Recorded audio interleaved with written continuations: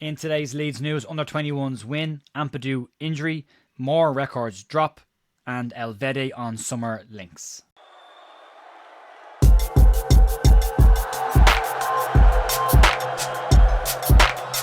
Hey folks, Jay here at The View on Tuesday morning, 25th of February with your Leeds United news. Crazy day yesterday, crazy night last night I should say, as Leeds came from behind again to beat a promotion rival. 2 goals at the end, towards the end of that game last night. Just phenomenal scenes and just completely mad stuff altogether, and thanks to everyone who joined me over on Big Up for the scenes that we had over there last night. There's a little bit of stuff to get stuck into, but it's the day after a game, so likely not an awful lot. There won't be a podcast tonight on my football training, but there will be a podcast tomorrow night. You can check that out. So we'll crack on with the news for now, and we'll get in and we'll start with the under 21s details from last night's match. While Leeds United were coming from behind to beat Sheffield United, Leeds United under 21s were doing something very similar of their own.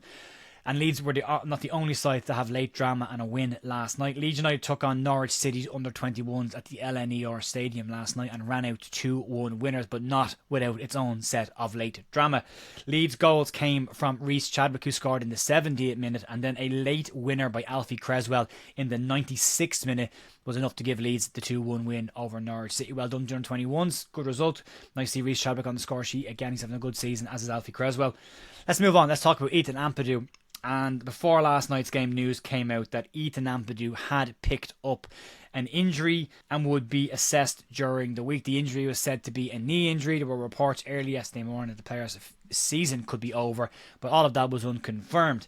Post-game, Daniel Farke gave us a little bit more detail on the situation and said that the injury to Ethan Ampadu's knee was slightly worse than initially thought, and he will require surgery this week for a knee cartilage issue. Now, it might sound bad on paper, but if it's small, minor cartilage spread stuff, he could be back pretty quickly. But if it's slightly more serious than that, it might be out for longer. Farke, as I say, didn't confirm a length of time for this injury, but did give the impression that the player likely won't be seen on the pitch for Leeds again until after the international break. It is his other knee from the one he injured earlier on this season, which again might sound strange, but could be a positive thing that he's not re-injuring an old injury and making that one worse. So we'll keep an eye on it. As I say, if it's a small cartilage spread, he could be back pretty quickly. But if it's slightly more complicated than that, then he could be out until after the international break, and hopefully not until the end of the season. Moving on, let's talk about some records. On last night's game, we saw more Leeds United club records drop. I'm not comparing this Leeds side to any side in the past before anyone tells me they're not comparable. These are the club records and league records that are starting to be broken by the current Leeds United side. We'll bring them to you, and a massive thank you as always to LUFC Data for supplying these. You can check them out on Twitter or X if you want to. We'll start off with the first one. And last night, Leeds United achieved a record high goal difference that now stands at plus 50 goals. The club's record for a full season prior to that was plus 49, and currently Leeds are sitting at their highest ever goal difference in the club's history.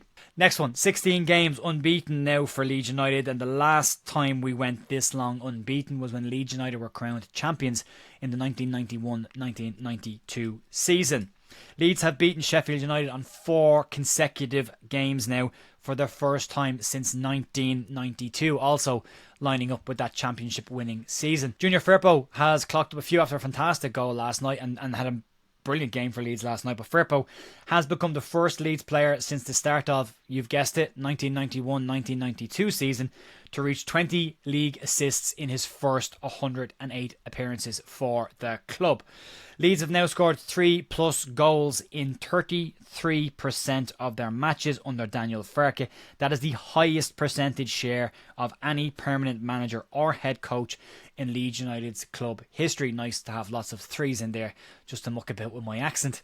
Moving on, let's talk about Joel Piroe, because last night he has now registered 21 goal and assist combinations for the season, 2 more than any other player in the division, and he is now currently sitting on top of the league goal scoring charts as the highest league goal scorer on 15 goals, at least on alphabetical order for now.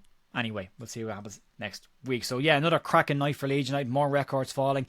Lots of 91-92 records falling, which should start to give us a positive direction of where this Leeds United team is heading. 5 points clear of Sheffield United in second now. 7 points clear of Burnley in third. And 13 points now clear of Sunderland in fourth place, who will be without Enzo Lefebvre and Dan Ballard for 6 to 8 weeks as well. So it kind of rules them out of the equation. Now, Leeds can get a result against West Brom at the weekend. Just keep opening that gap. See how we go. Let's move on to a transfer story. Not a transfer link, but just some details on a player that was linked with Leeds and what's happening with him heading into the summer transfer window, because there has been an update on the Nico Elvedi situation this summer. Leeds have been linked with a move for Elvedi numerous times since the beginning of the January transfer window, and even at that point is always felt and looked like it would be a summer transfer move for Leeds United, as the player himself wants Premier League football and would be of that level to bring in.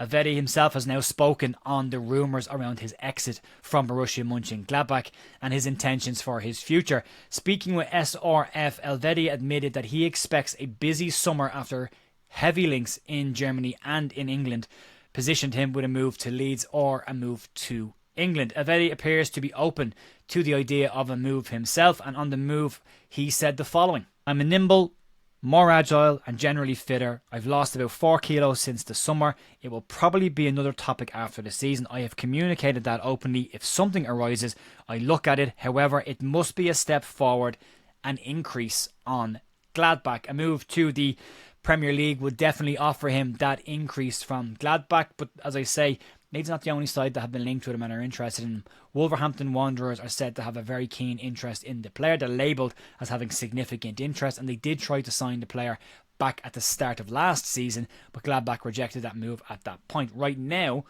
it appears for all intents and purposes, news coming out of Gladbach that they're planning a defensive reshuffle next season.